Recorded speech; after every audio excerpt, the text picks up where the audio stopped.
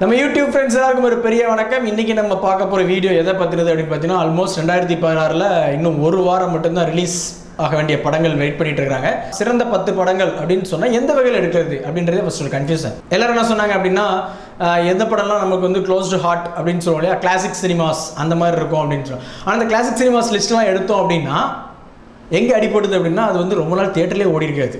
நிறைய மக்கள் நம்ம மக்களே பார்த்தீங்கன்னா நம்ம படம் பார்க்குறப்பே கழுவி ஊற்றிருப்பாங்க. ஸோ அதை வந்து என்ன பண்ணுறது அப்படின்ற ஒரு திங்கிங் இருந்துச்சு.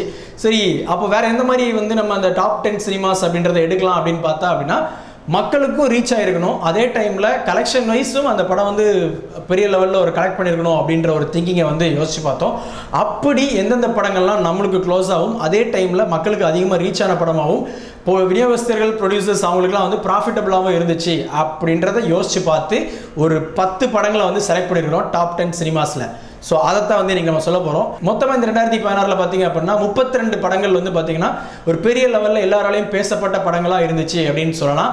விசாரணை, அம்மணி, இறுதி சுற்று, அப்புறம் வந்து பார்த்தீங்கன்னா மெட்ரோ, அப்பா, அப்புறம் வந்து உரியடி, இப்படிப்பட்ட படங்கள்லாம் என்ன அப்படின்னா பெரிய லெவலில் மக்களால் பேசப்பட்டது அப்படின்னாலும் நல்ல கலெக்ஷன் கிடைச்சதா அப்படின்னு பார்த்தீங்க அப்படின்னா இல்லை அப்படின்னு தான் சொல்லணும். அதாவது வணிக ரீதியாக அந்த படங்கள்லாம் வெற்றி அடைஞ்சதா அப்படின்னா இல்லை அப்படின்னு சொல்லணும். ஸோ அதனால் இதுகள் எல்லாத்தையுமே பார்த்தீங்கன்னா செகண்ட் லிஸ்ட் அந்த இதில் வச்சுருக்கோம். நாங்கள் ஒரு 20 படங்கள் இருக்குது. சரி, ஓகே, இப்போ நிகழ்ச்சிக்குள்ளே போகலாம். அதாவது 10ஆம் இடத்துல பிடிச்சிருக்க படங்கள்னே சொல்லிட்டேன்னா ஓகே. படங்கள் என்ன படங்கள்லாம் அப்படின்னு பார்த்தீங்கன்னா, சென்னை 28 மற்றும் சைத்தான். சென்னை 28 அப்படின்னு சொன்னோம்னா வெங்கட் பிரபு சார் வந்து அவரோட பாய்ஸ் ஆர் பேக் வச்சு மறுபடியும் எடுத்த ஒரு படம் தான். சென்னை 28 1 அளவுக்கு இந்த படம் இருந்துச்சா அப்படின்னா ஒரு 95% அதை வந்து ஈடுகட்டுச்சு அப்படின்னே சொல்லலாம். ஓரளவு கலெக்ஷன்ஸும் பார்த்தீங்க அப்படின்னா அவங்க போட்ட பணத்தை விடையும் இங்கே தியேட்டர்காரங்க வாங்கினதை விடையும் இந்த படம் வந்து நல்ல ஒரு கலெக்ஷனை கொடுத்துச்சு அப்படின்றதுல எந்தவித சந்தேகமும் கிடையாது. 10ஆம் இடத்துல பிடிச்ச இன்னொரு படம் என்ன அப்படின்னா சைத்தான். விஜய் ஆண்டனி நடிப்பில் கடைசியாக ரிலீஸ் ஆன படம் சைத்தான். இந்த படத்தோட ப்ரமோஷன்ஸாக இருக்கட்டும் அல்லது இந்த படத்தோட கதை கருவாக இருக்கட்டும் எல்லாமே பார்த்தீங்க அப்படின்னா ஒரு வேற லெவலில் இருந்துச்சு அப்படின்னு சொல்லலாம். நிறைய பேர் இந்த படத்தை ரிப்பீட்டாக பார்க்குறதுக்கு வந்து நிறைய விஷயங்கள் இருந்தாலும் இந்த படமும் நல்ல ஒரு கலெக்ஷன், டீசன்ட் கலெக்ஷனை வந்து எல்லா விதமான, அதாவது A centre, B centre, C centre இல்லாமல் எல்லா தியேட்டர் ஓனர்ஸ்க்குமே கொடுத்துருக்கு அப்படின்றதுல எந்த சந்தேகம் இல்லை. ஸோ 10ஆம் இடத்துல சென்னை 28 மற்றும் சைத்தான். 9ஆம் இடத்துல எந்த படம் இருக்குது அப்படின்னு பார்த்தீங்கன்னா, தீபாவளிக்கு வெளியான கொடி அப்படின்ற திரைப்படம். இந்த படத்துக்கு என்ன ஒரு ப்ளஸ் பாயிண்ட் அப்படின்னா, முதல் தடவையாக தனுஷ் டபுளாக நடிச்சிருந்தாரு.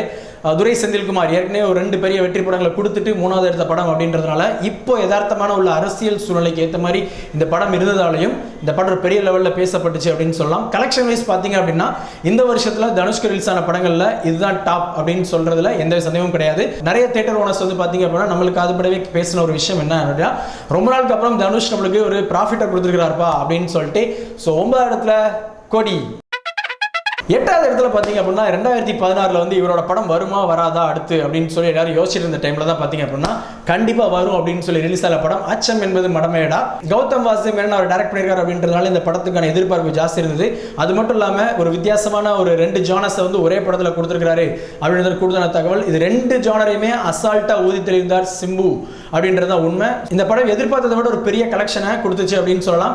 அதுவும் முக்கியமாக டிமானிட்டைசேஷன் ஆரம்பித்த காலத்தில் வந்து இந்த படம் ரிலீஸ் ஆகி ஒரு பெரிய கலெக்ஷன் கொடுத்தது அப்படின்றது பெரிய ஒரு விந்தையான ஒரு விஷயமா நம்ம தமிழ் சினிமா இண்டஸ்ட்ரியில் பேசப்படுது. ஸோ 8ஆம் இடத்துல அச்சம் என்பது மடமேடா. 2016 டாப் 10 சினிமாஸில் வந்து பார்த்தீங்க அப்படின்னா 7வது இடத்தை பிடிச்சிருக்கிற படம் என்ன அப்படின்னா, அதாவது நம்ம அபி டிவி ரேட்டிங்கில் 7வது இடத்தை பிடிச்சிருக்கிற படம் என்ன அப்படின்னா இருமுகன். விக்ரம் வந்து டபுளாக நடிச்சிருக்கிறாரு. லவ் அப்படின்ற கேரக்டர்லையும் அகிலன் அப்படின்ற கேரக்டர்லையும் செம்மையாக நடிச்சு ஒரு டிஃப்ரெண்ட் இதை காட்டினாரு. எப்போவுமே அவர் வந்து வித்தியாசம் காட்டுறதுல அவரோட உடம்புலையும் சரி அல்லது ஒரு ஆக்டிங்கும் சரி ஒரு டிஃப்ரென்ஸ் காட்டுறதுல வந்து எந்த ஒரு இதுவுமே கிடையாது. பெரிய லெவலில் இதோட கதையை பற்றி நிறைய ஏகப்பட்ட தாறுமாறான விமர்சனங்கள் வந்தாலும் இந்த படத்தோட ஒரு ஹைப் வந்து ஆட்டோமேட்டிக்காக அந்த முதல் வார கலெக்ஷன் அப்படின்றதுல தூக்கி ஸ்டெடியாகவே நினைச்சு அப்படின்னு சொல்லலாம். இந்த வருஷம் ரிலீஸ் ஆன படங்களில் கலெக்ஷன் வைஸாகவும் மக்களோட ரசனைக்கு ஏற்றவும் அமைந்த ஒரு படம் இருமுகன். ஸோ 7ஆம் இடம் கொடுத்துருக்கிறோம் நம்மளோட அபி டிவியோட டாப் 10 சினிமாஸில். 6வது இடத்துல எந்த படம் பிடிச்சிருக்கு அப்படின்னு யோசிச்சுட்டு இருக்க பார்த்தீங்க அப்படின்னா இந்த இடத்துக்கு நிறைய ஒரு போட்டி இருந்துச்சு அப்படின்னு சொல்லலாம். இருந்தாலும் இந்த இடத்த பிடிச்சிருக்கிற படம் சேதுபதி. விஜய் சேதுபதி நடிச்சிருந்தாரு. யாருமே எதிர்பார்க்காம இந்த படம் ரிலீஸ் ஆச்சு. ஒரு போலீஸ்காரரோட லைஃப்ல இப்படிலாமும் நடக்குமா அப்படின்னு சொல்லி திங்கிங் பண்ண வச்ச ஒரு படம் அப்படின்னு சொல்லலாம். அது மட்டும் இல்லாமல் மியூசிக்கலாகவும் இந்த படம் ஒரு பெரிய ஹிட். அதுக்கப்புறம் ஸ்க்ரீன் பிளே வைஸும் பார்த்தீங்கன்னா இந்த படம் ஒரு பெரிய ஒரு தாக்கத்தை ஏற்படுத்திச்சு அப்படின்னு சொல்லலாம். கலெக்ஷன் வைஸ் பார்த்தீங்க அப்படின்னா நிறைய பிஎன்சி சென்டரில் வந்து பார்த்தீங்கன்னா இந்த படம் சக்கப்போடு போட்டுச்சு அப்படின்றது உண்மை. ஸோ அதுக்காகவே நம்மளோட ரேட்டிங்கில் 6வது இடம் கொடுத்துருக்கிறோம். வாழ்த்துக்கள். நம்மளோட ரேட்டிங்கில் 5வது இடம் பிடிச்சிருக்கிற படம் என்ன அப்படின்னா, இந்த படத்துக்கு ஏகப்பட்ட எதிர்மறையான விமர்சனங்கள் தான் ஜாஸ்தியாக வந்துச்சு. ஆனால் அதை எல்லாத்தையும் பொய்யாக்குற மாதிரி ஆடியன்ஸ் வந்து பார்த்தீங்கன்னா ரிப்பீட்டாக இந்த படத்துக்கு வந்தாங்க. அதுக்கு என்ன காரணம் அப்படின்னு பார்த்தீங்கன்னா, சிவகார்த்திகேயன் அப்படின்ற ஒரு மனிதருடைய ஒரு முகம் அப்படின்னு சொல்லலாம். அவர் தேர்ந்தெடுக்கப்பட்ட அந்த ஒரு விஷயம், ஒரு நர்ஸ் கெட்டப்பில், ஸோ அதுவே பார்த்தீங்கன்னா ஒரு ஏகப்பட்ட ஹைப்பை இந்த படத்துக்கு கொடுத்துச்சு அப்படின்னு சொல்லலாம். நல்ல ப்ரொமோஷன்ஸ், நல்ல ஒரு ரீச் அப்படின்னு சொல்லி இந்த படத்துக்கு கொடுத்ததுனால ப்ரொடியூசிங் சைடை விட இந்த படம் வந்து ஒரு பெரிய லெவல் கலெக்ஷன்ஸை கொடுத்துச்சு மக்களுக்கு அப்படின்றது மட்டும் நல்லா தெரியுது. அது மட்டும் இல்லாமல் எல்லா விதமான ஆடியன்ஸையும் இந்த படம் சாட்டிஸ்ஃபை பண்ணிச்சு அப்படின்றது வந்து ஒரு கூடுதலான தகவல். ஜாலியாக ஒரு படப்பா அப்படின்னு சொல்லி இந்த வருஷத்தில் பேச வச்ச படத்தில் ரெமோவும் ஒன்னே, கலெக்ஷன் வைஸ்லையும் நம்பர் 1 அப்படின்னு சொல்லலாம் ரெமோ படத்தை. 4வது இடத்துல நம்ம கொடுத்துருக்கிற படம் வந்து பார்த்தீங்க அப்படின்னா மறுபடியும் விஜய் சேதுபதி தான் வராரு. தர்மதுரை அப்படின்ற படம். இந்த படம் ஒரே படத்தில் கமர்ஷியல் எலமெண்ட் இருக்குது, மக்களுக்கு தேவையான சோசியல் மெசேஜ் இருக்குது, இது எல்லாமே இருந்தாலும் காஸ்ட் அண்ட் க்ரூ அப்படின்னு பார்த்தீங்க அப்படின்னா எல்லாமே வந்து ஹை பெர்ஃபார்மன்ஸ் ஓரியன்ட் உள்ளவங்க அப்படின்றது தான் உண்மை. ஒரு பக்கம் விஜய் சேதுபதி தாறுமாறாக நடிச்சிட்டு இருக்காரு அப்படின்னா, இன்னொரு பக்கம் தமனா, இன்னொரு பக்கம் ராதிகா அப்படின்னு சொல்லிட்டு ஒரு பெரிய ஜாம்பவான்கள் நிறைஞ்ச இந்த படம் சில ஊர்கள்லாம் பார்த்தீங்க அப்படின்னா பல வாரங்களுக்கு கண்டினியூஸாக வந்து எந்த ஒரு இடர்பாடுமே இல்லாமல் புது ரிலீசஸ் வந்தாலும் இந்த படம் கண்டினியூஸாக ஓடிச்சு நல்ல ஒரு கலெக்ஷனோட அப்படின்றதுல எந்த சந்தேகம் கிடையாது. இந்த வருஷம் டாப் 10ல 4வது இடத்தை பிடிச்சிருக்குது தர்மதுரை. 3வது இடத்துல பிடிச்சிருக்கிற படங்கள் பார்த்தீங்க அப்படின்னா 2 படம் வழக்கம் போல். இந்த வருஷம் வந்து விஜய் ஆண்டனி சார் வந்து 2 படத்தில் வந்து உள்ளே வந்துருக்காரு நம்ம லிஸ்டிங்கில். அதே மாதிரி தான் நம்ம சிவகார்த்திகேயன் அவரும் பார்த்தீங்கன்னா 2 படம் நடிச்சார், 2 படமே டாப் லிஸ்ட்டில் வந்துருச்சு அப்படின்னு சொல்லலாம். ரஜினி முருகன் மற்றும் பிச்சைக்காரன் படத்தை பற்றி பேசணும் அப்படின்னா ஒரு வேற மாதிரி ஒரு லெவல் அப்படின்னு சொல்லலாம். ஆக்டிங் வைஸாக இருக்கட்டும் அல்லது கண்டென்ட் வைஸாக இருக்கட்டும், இப்போ வந்து பரபரப்பாக பேசப்படுற டிமானிட்டைசேஷனை பற்றி அப்போவே இந்த படத்தில் வந்து ஒரு சீன்லாம் வச்சுருந்தாங்க அப்படின்னு சொல்லிட்டு இப்போவும் அந்த படத்தை பற்றி இன்னும் பேசிகிட்டே இருக்கிறாங்க. அப்படிப்பட்ட அந்த படம் 3வது இடம் பிடிச்சிருக்கு. அது மட்டும் இல்லாமல் கூடவே பார்த்தீங்க அப்படின்னா ஃபுல் ஃப்ளெஜ்ஜாக எந்த ஒரு முக்கியமான ஸ்டோரிஸ் இல்லாமல் காமெடிக்கு மட்டுமே பிரதானப்படுத்தப்பட்ட பாடல்களுக்கு ரொம்ப முக்கியத்துவம் கொடுக்கப்பட்ட ரஜினி முருகன் அதுவும் 3வது இடம் பிடிச்சிருக்கு. ஸோ இந்த வருஷம் 3 பேரோட படம் 2 இடங்களை பிடிச்சிருக்கு. விஜய் சேதுபதி, சிவகார்த்திகேயன், விஜய் ஆண்டனி இவங்க 3 படங்கள் 2 படமும் உள்ள வந்திருக்கு அப்படின்றதுல எந்த சந்தேகமும் கிடையாது. ஸோ ஒன்ஸ் அகைன் வாழ்த்துக்கள் பிச்சைக்காரன் அண்ட் ரஜினி முருகன் டீம். 2வது இடம் ஏப்ரல் மாதம் 14ஆம் தேதி ரிலீஸ் ஆன படம். இதுக்கு முன்னாடி அவருடைய படம் வந்து பார்த்தீங்க அப்படின்னா ஒரு பெரிய லெவலில் ஒரு ஃப்ளாப்பாக இருந்ததுனால இந்த படத்துக்கான எதிர்பார்ப்பு அப்படின்றது மக்கள் மத்தியிலையும் அதோட அவரோட ஃபேன்ஸ் மத்தியிலையும் ரொம்ப ஜாஸ்தியாகவே இருந்தது. எந்த படத்தை பற்றி சொல்கிறேன் அப்படின்றது உங்களுக்கே தெரியும். அப்படின்ற படம் தான்.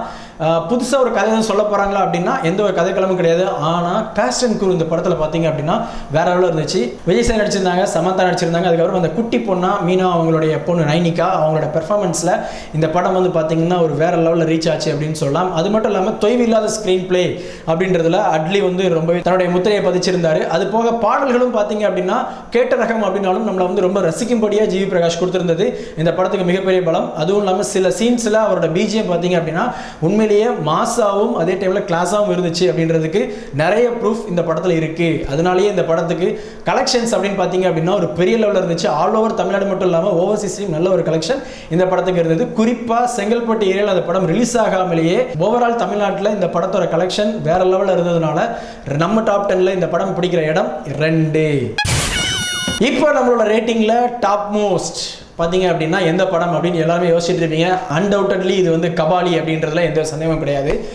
பட்ஜெட் இந்த படத்துக்கு எவ்வளோ கொடுத்தாங்க, இந்த படத்தோட ப்ரொமோஷன்ஸ்க்கு எவ்வளோ கொடுத்தாங்க அப்படின்றதெல்லாம் ஓரமாக ஒதுக்கி வச்சுட்டு இந்த படத்தோட கலெக்ஷன்ஸ் அப்படின்னு மட்டும் பார்த்தோம் அப்படின்னா தியேட்டரில் வாங்கப்பட்ட அதிகப்படியான டிக்கெட் இது எல்லாத்தையும் தாண்டி இந்த படத்தில் ரஜினி அப்படின்ற ஒரு மனிதரை இவ்வளோ வித்தியாசமாக காட்டினார் ரஞ்சித் அப்படின்றத பார்க்கறதுக்காகவே மக்கள் ரிப்பீட்டாக உள்ளே வந்தாங்க அப்படின்றது உண்மை.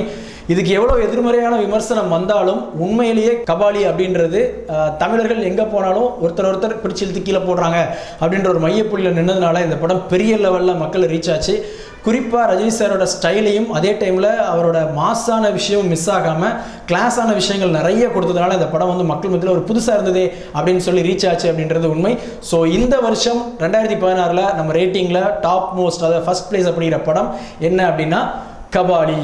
ஸோ இது வரைக்கும் டாப் 10 சொல்லிட்டு இருந்தேன். பட் ஆனால் டாப் 12 படங்கள் நம்மளுடைய லிஸ்ட்டில் இடம்பெற்றிருந்துச்சு. ஏதாவது படம் மிஸ் ஆகிருந்துச்சு அப்படின்னு சொன்னால் அது வந்து நாங்கள் சொல்கிற ஃபஸ்ட்டே சொன்ன ஒரு விஷயம் தான். அதாவது கலெக்ஷன் வைஸாகவும் மக்கள் மனசில் இடம் பிடிச்ச படமாகவும் இருக்கணும் அப்படின்றதுக்காக மட்டும்தான் சொன்னோம். எனக்கெல்லாம் ரொம்ப பர்சனலாக பிடிச்ச படம் 2016 அப்படின்னு சொன்னால் விசாரணை சொல்லுவேன், அம்மணி படத்தை சொல்லுவேன், ஜோக்கர் படத்தை சொல்லுவேன். பட் இவ்வளோ விஷயங்கள் இருந்தாலும் அதுக்கப்புறம் பார்த்தீங்கன்னா குற்றமை தண்டனை படத்தை சொல்லுவேன். இருந்தாலும் அந்த படம்லாம் என்னதான் பேசப்பட்டுச்சு, நம்ம பெரிய ஜாம்பவன்களால் அதாவது கிரிட்டிக்ஸால் பேசப்பட்டுச்சு, ரிவ்யூஸால் பேசப்பட்டுச்சு, சினிமா ஃபீல்டில் உள்ளவங்களால் பேசப்பட்டுச்சு, இருந்தாலும் மக்கள் மத்தியில் அதாவது திருப்பி அவங்க ரிப்பீட்டாக வரணும் அப்படின்ற மாதிரி இந்த படங்கள்லாம் இருந்துச்சா அப்படின்னா ஒரு பெரிய கேள்விக்குறி தான். ஸோ அதனால தான் இந்த படங்கள்லாம் இடம் பெறலை. மொத்தத்தில் 2016 32 படங்கள், 32 படங்களுமே ஜெம் அப்படி தான் சொல்லுவோம். ஸோ இந்த வருஷத்தோட கதை இதுதான். அதாவது 2016 டாப் 12 மூவிஸ் இதெல்லாம் அப்படிலாம் சொல்லியாச்சு. இந்த வீடியோ உங்களுக்கு பிடிச்சிருந்துச்சுன்னா உடனே நம்ம சேனலை சப்ஸ்கிரைப் பண்ணுங்கள், உங்கள் ஃப்ரெண்ட்ஸ்க்கு ஷேர் பண்ணுங்கள், முடிஞ்ச அளவுக்கு நிறைய கமெண்ட்ஸை கீழே கொடுங்க. எல்லாருக்கும் வந்து பார்த்தீங்கன்னா அட்வான்ஸாக ஹாப்பி நியூ இயர் அப்படின்னு சொல்லிட்டு 2017 நம்ம தமிழ் சினிமா இண்டஸ்ட்ரிக்கு சூப்பராக இருக்கும் அப்படின்னு சொல்லி ஒரு வாழ்த்துக்களை தெரிவிச்சுட்டு கிளம்புறோம். நன்றி, வணக்கம்.